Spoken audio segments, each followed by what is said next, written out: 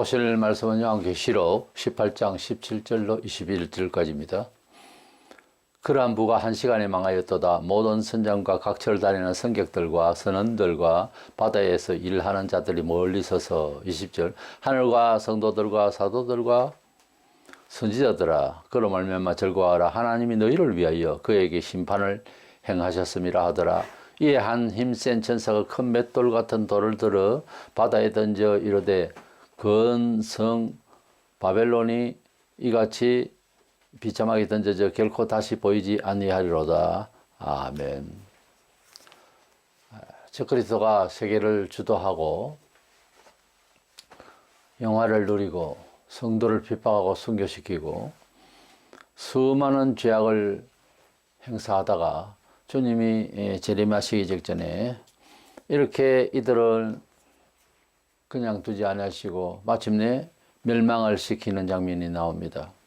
우리 주님이 오시면서 저 그리스도를 그 성을 완전히 패망케 하시는 것을 보게 될 것입니다. 이 세상은 물질과 명예와 권세 이런 것을 믿고 살고자 하나 우리가 자주 듣는 뉴스에서 보면 그 모든 것 때문에 오히려 패망하는 사람들과 그런 위치를 우리가 많이 봅니다.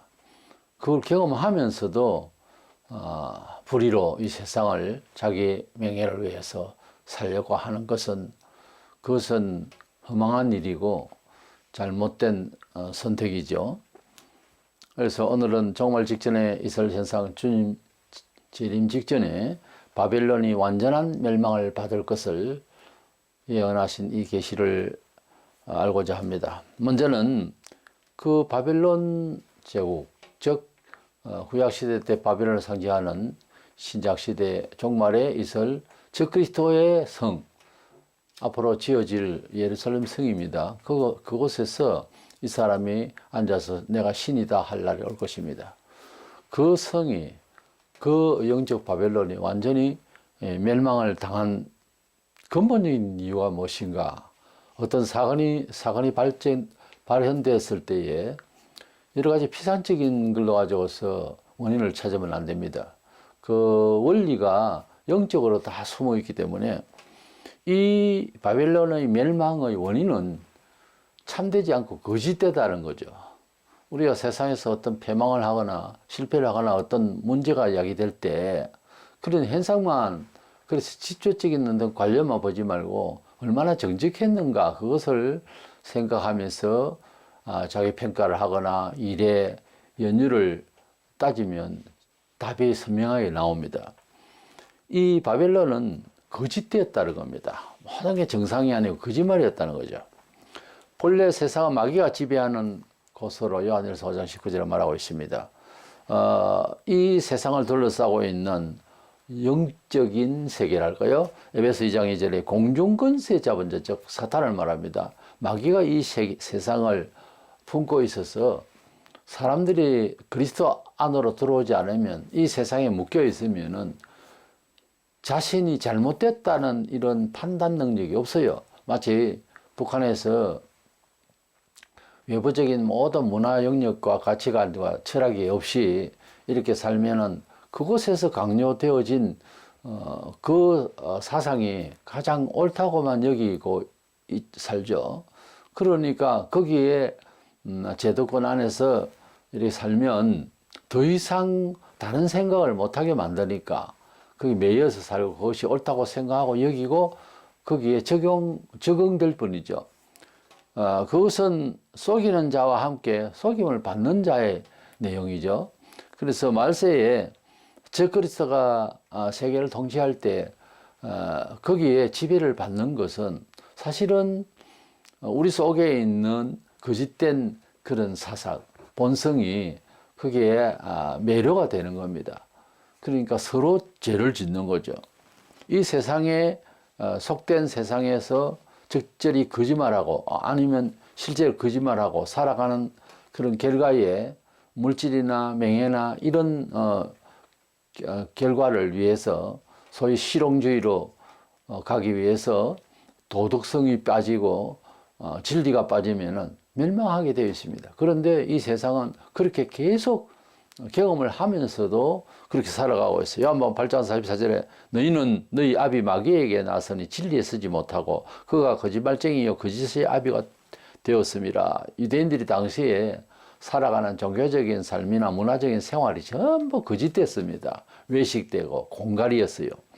이것은 영적으로 마귀에게 났다 이렇게 표현을 주님이 말씀하고 계십니다. 이래서 유대인이라 하는 명분만 가지고서 하나님 백성이 되는 게 아니에요. 회개를 하고 예수 그리스도 안에서 참된 진리, 진리는 사회적 용어로 적용하자면 트루스, 진실입니다. 참되다고 말해요.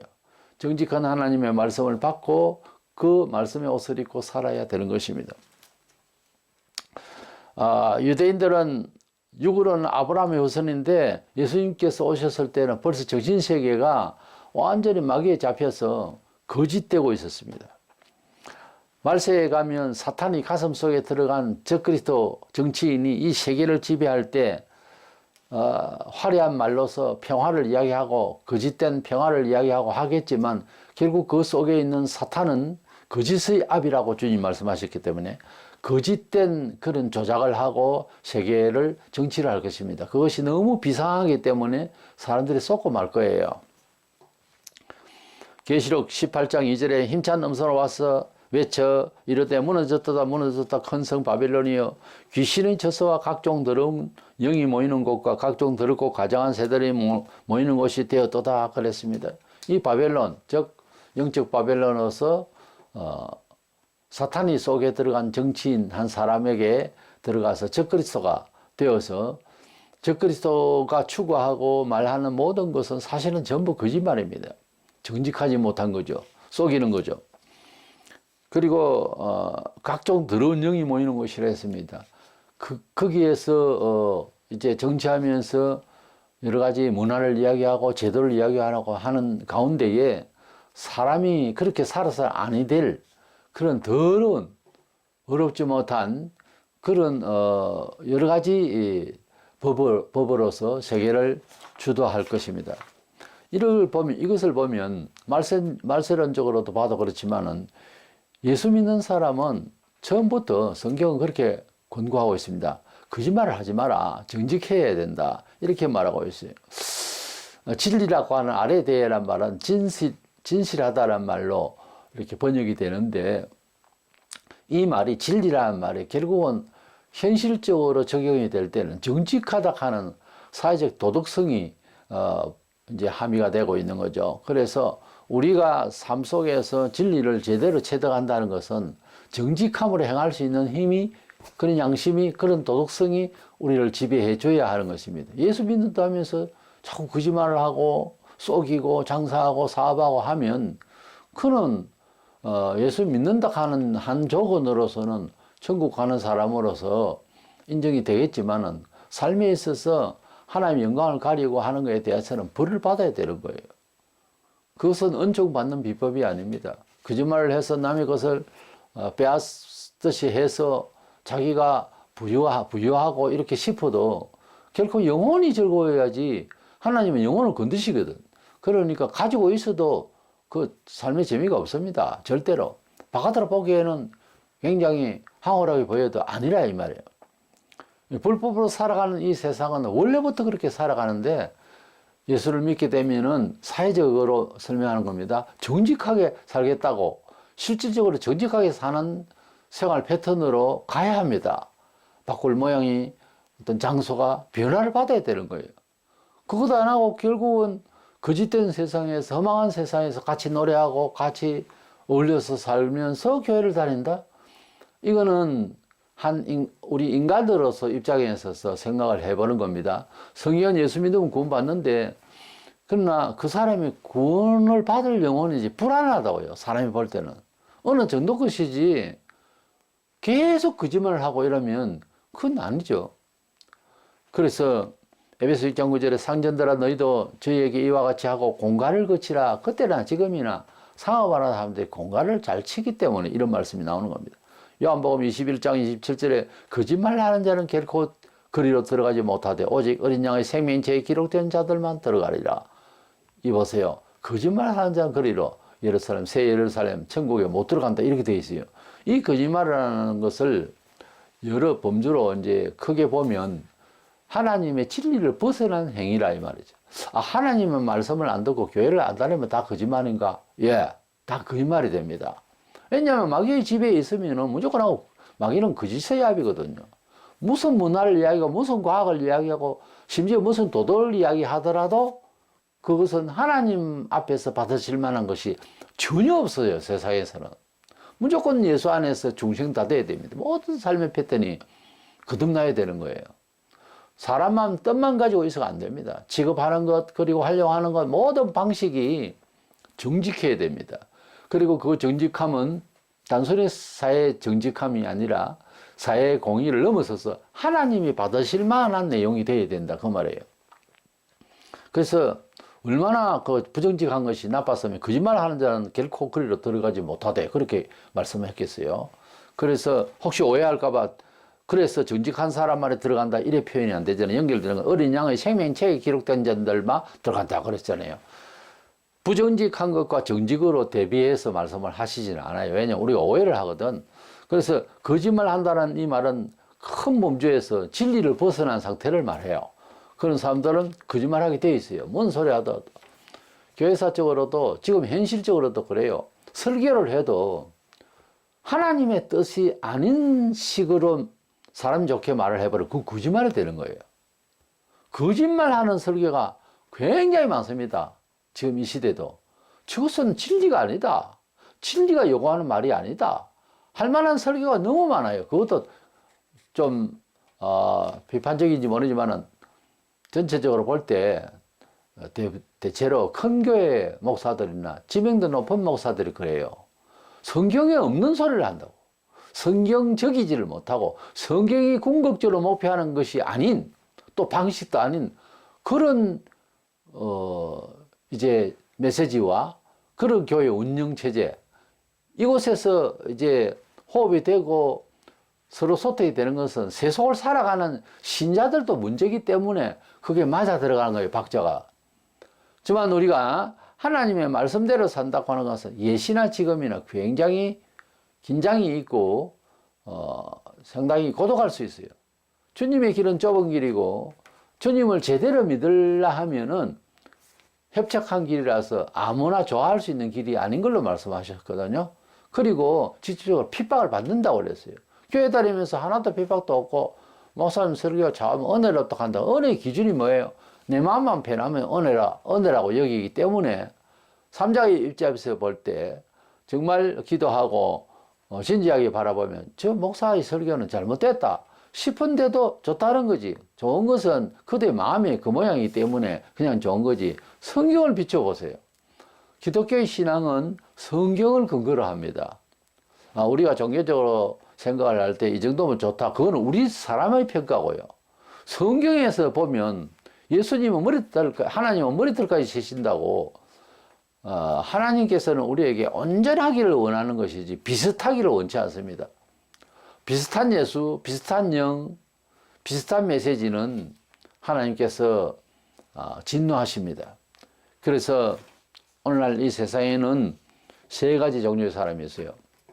하나님도 모르고 영도 모르고 영의 세계도 모르고 하는 이런 불신세계의 어두운 영들 하나 있고요. 여러 종교와 교회 안에서도 한 범주로 종교로 치고 비슷한 영을 가지고 있는 사람이 있다고 합니다. 그러니까 성경에서 말하는 인륜 사상 것도 유교 사상에도 있고 뭐 불교에도 있고 다 있죠. 비슷하죠. 비슷하게 보여도 하나님께로 돌려드릴 수 있는 내용이냐 하는 문제가 걸려 있거든요. 하나님의 뜻대로의 교회를 형성해야 되고 하나님 뜻대로의 믿음을 가져야 되고 하나님이 가장 더 원하시는 것을 쫓아서 살아야 되겠고 뭐든지 그렇잖아요. 그렇게 안 하면 비슷한 것들입니다. 그래서 하나님 아예 없는 사람과 하나님의 사상에 비슷한 것들과 오직 예수 그리스도만이 추구하는 진리만이 추구하는 삶의 전체에 범사에 그렇게 사는 사람들과 이렇게 세 무리가 있습니다. 세상에는. 거짓말 하는 자는 결코 하나님 나라에 들어갈 수 없다. 이 엄정한 말씀을 놓고 어느 정도의 내용을 받아들이든 정직해야 된다 하는 것만은 메시지를 받아야 됩니다. 성도가 거짓말을 쉽게 하고 이거는 크게 잘못된 거예요. 우리가 근성적으로 거짓말을 이렇게 잘 합니다, 사람은. 그거를 정말 성령 세례 받고 정말 하나님 앞에 뜨거움을 가지고 회개하고 눈을 열어보면은 나 자신뿐만 아니라 모든 사람, 얼마나 많은 사람들이 부정직한 말을 가지고 사는가 하는 느낌이 옵니다. 그걸 알게 돼요. 그래서 정직한 사람이 살아가기에는 너무 어려운 세상이다 싶어도 정직하지 않으면 하나님으로부터 멸망을 받는다는 지식이 임하는 겁니다. 그게 정상적인 성도의 영혼 상태예요. 그런 정서와 그런 도덕성이 없으면 계속 말립니다. 예수 믿으면 구원 받는다는 건 맞는데 은총의 삶을 살고 인생 승리의 삶을 살려면 절대로 정직해야 됩니다. 정직하지 않으면 안 돼요. 두 번째는 이 바벨론 제국이, 이 사탄의 제국이 멸망한 것은 거짓의 사상을 가지고 있었다는 맹점이 있고, 두 번째로는 이 거짓된 멸망의 그 바벨론은 일순간적으로 벌을 받습니다. 그런데 우리 지금 이 시대에 사는 우리 성도들도 개인적으로도 멸망이 아니라 하나님의 징계를 받을 때 보면은 갑자기 어떤 어려움이 생기는 수가 있거든요. 근데 우리가 생각할 때는 시간적으로 갑자기지만은 하나님은 벌써부터 경고를 하셨다고 말해요. 가룟 유다가 자살하기 전에 몇 번씩 경고를 받았어요. 다 거기 눈치가 있다고 주님이 말씀해. 근데 마다하고 안 듣는다 이러면 나중에 이제 징계가 임할 때 보면 갑자기 왜 이러는가 하나님이 싶을 거예요. 이 적그리스도의 국이 멸망하게 될 때 보면은 18장 19장 이어서 나오는데 이 멸망이 천천히가 아니고 아주 급작스럽게 임합니다. 감당을 못하고 대처할 수 있는 기회가 없어요. 이것이 멸망의 성격이에요. 하나님으로부터 형벌을 받을 때는 사람이 거기에서 가타부타를 할 수 없는 지경까지 될 때 멸망이 오는데, 징계는 안 그래요. 징계는 조금씩 숨을 쉴 수 있습니다. 반성의 기회도 있고. 근데 하나님의 징벌이 올 때는 그렇지 않아요. 어떤 여유가 없어요. 반성의 기회도 없다고. 그런 일이 우리 성도에게도 없느냐? 있습니다. 급작스럽게 죽는다든지. 이거 안 맞는 말이에요. 순교자 외에는 전부터 계속 그런 태도를 취하지 말라. 그렇게 삶을 살지 말라고 하나님께서 이 모양 저 모양으로 권면을 했을 겁니다. 안 들었죠. 그러면 나중에 매맞아 죽거나 큰 상황이 벌어질 때는 감당이 안 됩니다. 기회가 없다고요. 그 일이 성도에게도 생겨요. 그것은 하나님의 권징이겠지만 얼마나 우울한 일입니까? 그런 일이 많습니다. 교회 사회에. 우리 자신들도 그렇게 생각하고 정직하고 하나님 앞에서 경건할 생각을 해야 됩니다. 마음대로 사는 게 아니에요. 교인들은. 말세에 적그리스도가 멸망을 할 때 그때 따르던 세속적인 모든 종교인들, 기독교도 전부 다 종교 통합이 돼가지고 재성질은 조금 있어도 절대 발표하지 못하고 적그리스도를 위해서 살던 사람들을 말하죠. 마지막 때가 되면 전부 종교가 통일되니까 21절에 보면 이에 한 힘센 천사 큰 맷돌 같은 돌을 들어 바다에 던져 이르되 큰 성 바벨론 이같이 비참하게 던져져 결코 다시 보이지 아니하리로다.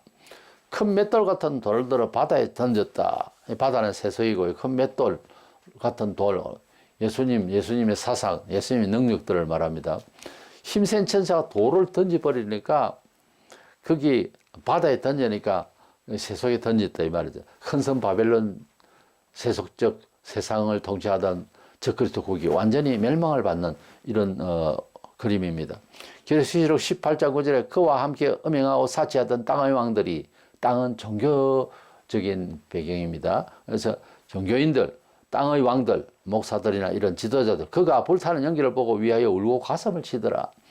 이제 바벨론 성이 이제 멸망을 받으니까 하나님께서 형벌을 가하니까 거기에 완전히 파손되니까 거기에서 이제 녹을 먹고 살던 모든 목사와 지도자들 다 썼을 것 아닙니까? 가슴 치며 이제 후회하는 이것은 이제 양심이 그때 일어나는 거죠. 내가 왜 이래 살았을까? 뭐 그런 식이 되겠죠.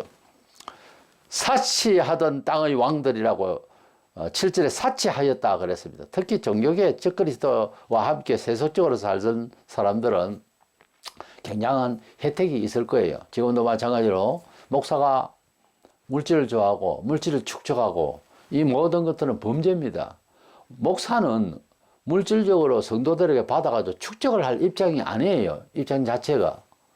그 자리가 봉사 섬김의 모본이 될 수 있는 자리이기 때문에 어떻게 목사가 돈을 많이 수십억 수백억씩 교인들로부터 받아가 챙겨서 그래서 그래 축적을 한다는 자체는 안 맞는 이야기예요. 성경적으로 그렇게 할 수 있는 직분자가 아닙니다. 근데 말세가 되니까 얼마나 많은 목사들 돈을 좋아해서 형편없는 세상이 되었습니다. 지금 종말 시대가 되면은 디모데후서 3장 2절에 사람들이 자기를 사랑하며 이것은 이기적이다 이 말이죠.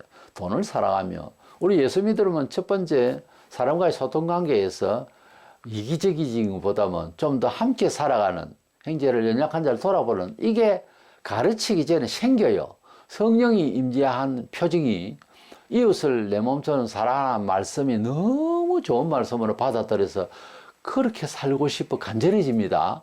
한 번도 그런 일이 없었습니까? 그러면 그대는 아직까지 이기적이다는 말이지. 그 경험은요, 너무 뚜렷합니다. 하나님께서 영을 부어주시면 아주 추운 날 강하게 햇빛이 쬐어서 따뜻한 어떤 장소에 서 있는 것 같습니다. 바람도 없고 하는 데서 이렇게 따뜻한 햇볕을 보는 것처럼 봄날의 따뜻한 기운처럼 영적으로 실제 체감합니다. 사람들을 나보다 더 잘 사는 애도 불쌍하고 안 믿으면 또 모든 일을 더 나보다 낮게 여기면 남들을 존중하고 성경에 말하는 대로 되어버려요. 이게 중생한 자의 이게 어쩌면 성경에 말하는 불의 세례를 받은 사람들 성령의 세례를 받은 사람들의 특징이에요. 그냥 예수를 믿는다 하는 종교적 의식으로 그렇게 이제 약속을 했다 이런 정도거든요. 의지를 가졌다는 이런 정도밖에 안 되거든요. 그것도 거룩한 신비로운 중생의 거듭남이 가장 신기한 일이지만은 그러나 그걸 서로서 증명하기 어렵고 자기 마음에 그러니까 삶이 완전히 달라 보이는 것이 삼자가 볼 수 있을 정도가 돼야 정말 목사도 이해하고 깨닫고 객관적으로 세례를 줄만 하지 사실은. 예수님을 믿으면은 그런 마음이 든다고요. 사람이 절대로 거짓말하면 안 된다. 왜냐하면 진리 자체가 정직이라는 요소가 들어있거든요. 그래서 깨끗하게 곱게 공의롭게 살아야 되겠다는 마음이 가득 차버려요. 그리고 아주 이제 빛이 나요. 속에서 그런 의지가, 그런 도덕성이, 그런 사회성이. 그리고 절대로 이기적으로 살 수 없다. 사람은 이렇게 돼요. 한 몸으로 이루어 나가야 된다. 어쨌든지 한 몸으로 자꾸 이 사람 저 사람 이 지역 자꾸만 우리 한 몸이 되도록 해야 된다는 생각이 들어요. 함께하는 삶이 이루어져야 된다는 그런 생각이 들어요. 그전에는 내 개인만 잘 되기 위해서 그렇게 남을 무시하거나 무관하거나 이렇게 살았는데 예수 믿으면 그렇게 안 돼요. 괜히 더 어려운 집은 자꾸 살펴주고 싶고 담 넘어 봐서 뭘 부족한 점이 있는가 채워주고 싶고 이런 생각이 든다니까요. 굳이 그걸 사랑의 은사를 이렇게 말할 게 아니고 거듭난 사람의 그 특징이 제가 예수 믿을 때에 그런 생각에서 제일 놀랐습니다. 사실은 이런 생각으로 살아갈 길이 있구나. 이렇게 되는 것이 정상적인 세상이구나. 이런 생각을 했는데 그 생각은 정상적인 생각이지만 세상에서는 너무너무 이제 아름답게 그렇게 할 수 있으나 힘든 일이지만 천국에 가면 이런 생각으로 사는구나 하고서 저는 일찍 깨달았어요. 그래서 그리스도인이 이기적인 것은 굉장히 안 좋은 겁니다. 그거 깨야 되는 거예요. 저는 평생 공부를 하면서 구원론에서 특별히 저는 책도 여러 번 쓰고 했는데 제가 이해를 못하는 경우가 있어요. 같은 예수를 만났는데 지금 말씀하신 이런 어떤 기본적 틀이 전혀 경험이 없는 사람이라면 이해가 안 가는 거예요. 그래도 예수를 믿는다 꾸역꾸역 교회를 잘 다니거든요. 그런데 마음을 열어보면 너무 이기적으로 충만해가 있을 때 이해가 안 가는 거예요. 물론 하나님께서는 다 보고 계시겠죠. 그래도 제가 나를 믿는다 이러고 계시는지 그것까지는 잘 모르겠습니다만은, 말세가 되면은 사람들이 자기를 좋아한다는 거예요. 그러고 보니까 자기 이기심에 살다 보면은 돈도 필요하죠. 요즘 뭐 결혼도 안 하고 애도 안 낳습니다. 자기주의죠. 이기적으로 살라니까 그런 거예요. 그럼 당장 돈이 있어야 또 돌아가잖아요. 그래서 말세에 이기심과 돈을 좋아하는 것은 꼭같이 따라가요.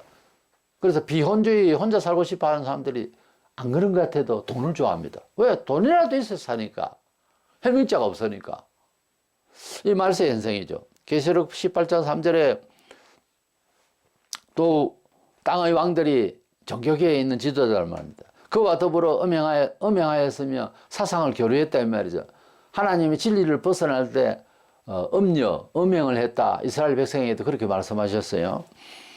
땅의 상인들도 그 사체의 세력으로 치부하였도다. 상업하는 사람들, 사업하는 사람들, 세크레트의 힘에 의해서 그 하속의 모든 제도권 안에서 혜택을 많이 받아가지고 다른 사람은 정말 죽고 못 사는데, 그러나 그 사치의 세력으로 치부하였도다. 즉 그리스도에게 혜택을 많이 받았던 사람들, 그렇게 조직이 될 겁니다. 또 사회가.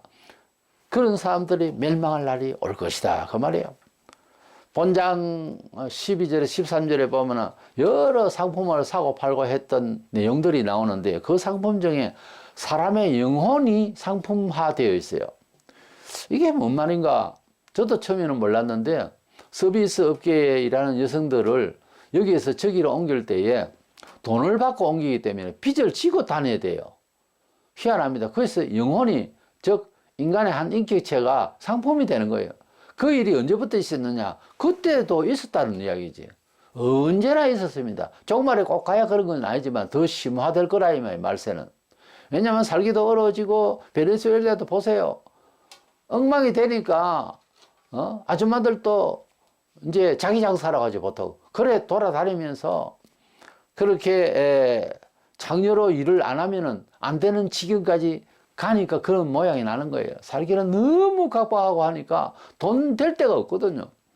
말세가 되면은 이러한 영혼이 달려오는 그 영혼은, 그러니까 한 인격체가, 한 사람이 이게 상품이 되는 일이 허다할지 모릅니다. 사람들이 이런 거짓된 제도권 안에 들어가면 인격이 첫째 없어지거든요. 사람이 인격체가 없어지면 이것은 공산주의나 유물론주의, 이런 독재의 세상이 되는 거죠. 인격을 높여주고 할 때 그게 진짜 세상에 완전한 건 없지만 민주주의 사회가 되는 겁니다. 인격을 높여줬을 때에 하나님의 뜻이 이제 들어갈 수 있는 배경이 되는 거예요. 우리 사회가 그렇잖아요. 인격을 무시하고 비하시키면 그때부터는 이게 오작동되고 마귀가 설치는 세상이 되어버립니다. 그러나 예수께서 그들을 징계하시고 벌하시기 위해서 재림하실 때 8절에 보면 하루 동안에 그 재앙들이 임했다고 그래서 하루 동안에. 10절에는 견고한 성 바벨론이여 1시간에 네 심판이 이르렀도다. 1시간에. 그리고 17절에 그러한 부가 1시간에 막하였도다. 19절에 1시간에 막하였도다. 갑자기 임했다 그런 뜻이죠. 다른 곳에는 하나님의 형벌이 번개같이, 덫과 같이, 해산날같이, 그물같이, 도끼같이 일시간의 재앙으로 망한다 하는 뜻으로 말씀들을 비유하고 있습니다. 소돔 고모라 같은 경우에 예를 들어서 여러 번의 하나님의 경고가 있었을 것 아닙니까? 그런데 말을 안 듣고 소돔 고모라에 불심판이 임할 때에는 그게 1시간이든 2시간인지 우리가 표현하기에는 일순간에 불탔다 이렇게 볼 수 있잖아요. 우리가 어떤 상황에 대한 느낌을 표현을 할 때 단방에 한 방에 다 멸망을 받았다 이렇게 보는 거죠. 그게 뭐 노아 때 물심판에 40일 동안 비가 내렸지만 후대가 말을 할 때는 한 방에 다 가버렸다 이러잖아요. 일순간에 망했다는 거죠. 누가복음 21장 34절에 너희는 스스로 조심하라. 조심하지 않으면 어째요? 기도 부족하고 진리대로 따라가는 내 마음에 애씀이 없고 하면 어째 됩니까? 마음이 둔하여지고 뜻밖의 그날이 덫과 같이 너희에게 이 말이라. 이건 그리스도인을 위한 말씀입니다. 우리가 삶을 살아갈 때 특별히 이 말세에 우리가 조심하지 아니하고, 즉 하나님의 말씀대로 살렸고 각성하지 아니하고 그래서 경건하지 않으면 마음이 둔해진다. 영안이 어두워지고 이러면 삶을 살아가는데 상당히 위험하죠. 일반적인 사생활도 컨디션이 좋아야 되고 마음의 눈이 밝아야 됩니다. 마음이 둔하여지고 뜻밖의 예상치 못하게 형벌의 날이 덫과 같이 새가 날아갈 때 덫에 걸리는 것은 알고 날아가는 것이 아니에요. 잘 모르고 눈이 어두우니까 그렇게 걸리는 거죠. 덫과 같이 너에게 이 말이라. 고기들이 또 그물을 던지는 것도 하나의 덫인데 그 안에 갇힐 줄 모르고 그렇게 움직이다가 걸리는 것 같이 우리가 하나님의 백성으로서는 늘 항상 경성해서 주 오실 날을 기다리면서 정직의 영을 붙들고 진리의 영을 붙들고 진리 내용을 따라서 살려고 할 때 영안이 열립니다. 근데 바벨론 세상이 그 왕, 즉 그리스도가 그 제도가 이렇게 저주를 받고 이렇게 무섭게 할 때에도 믿음을 지킨 성도들을 위해서 하나님은 이렇게 악한 영의 세계, 마귀의 세계를 벌하시는 것도 단순한 사회적 형벌, 보통 우리가 짐작할 수 있는 그런 것이 아니고 우리를 위해서 벌하는 걸 보라 이런 뜻으로 말씀을 하셨어요. 이 내용이 참 특별한데요. 계시록 18장 20절에 하늘과 성도들과 사도들과 선지자들아 그로 말미암아 즐거워하라. 이 형벌을 하나님이 너희를 위하여 그에게 심판을 행하셨음이라 하더라 그랬어요. 그래서 하나님께서 악한 무리를 심판하실 때에 우리를 위하여 심판하신다 하는 거예요.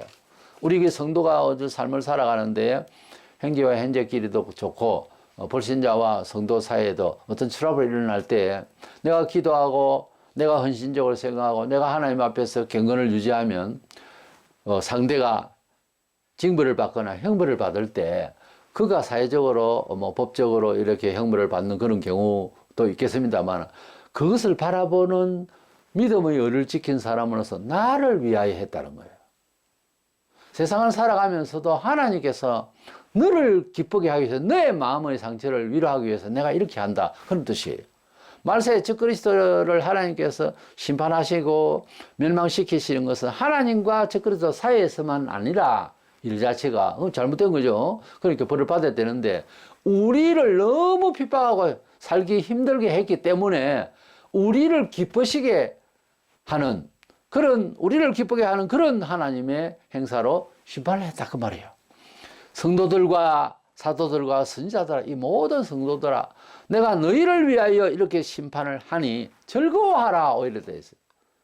그렇게 우리 세상에서 조금 어폐가 있긴 합니다만 이런 표현을 하고 싶어요. 꽃이다. 잘됐다. 봐라. 뭐 그렇게 즐거워하라 그런 뜻이에요.